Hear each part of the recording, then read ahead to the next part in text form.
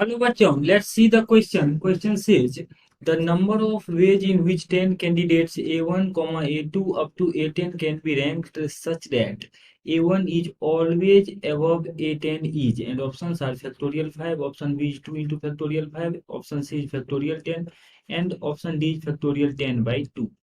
So, key concept for this question is our key concept is NCR is equals to factorial n divided by n minus r factorial into r factorial. This is our key concept.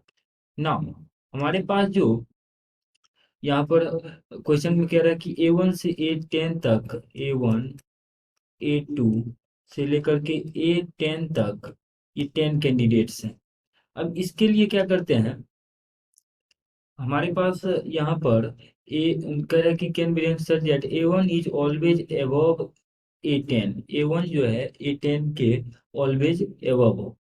तो इसके लिए हमारे पास ये जो A1 है और हमारे पास ये A10 है, इसको इस तरीके से अरेंज करना है कि हमेशा हमेशा यहाँ पर A1 A10 से अब अबव रहे। तो टोटल 10 प्लेसेज हैं, 1 2 3 4 5 6 7 8 9 10।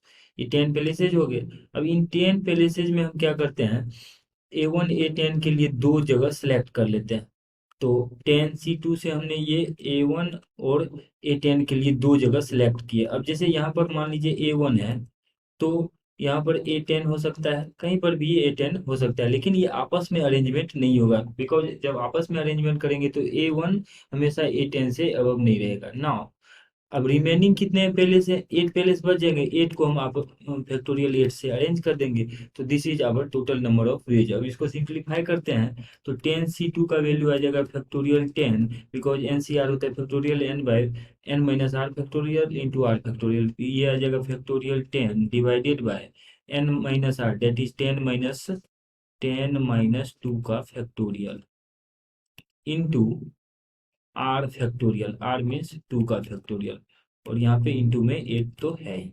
इसको फर्दर सिंप्लीफाई करते हैं, दिया जाएगा factorial 10 divided by 10 minus 2, that is 8 का फैक्टोरियल इंटू 2 का फैक्टोरियल मल्टीप्लाइड बाय 8 का फैक्टोरियल।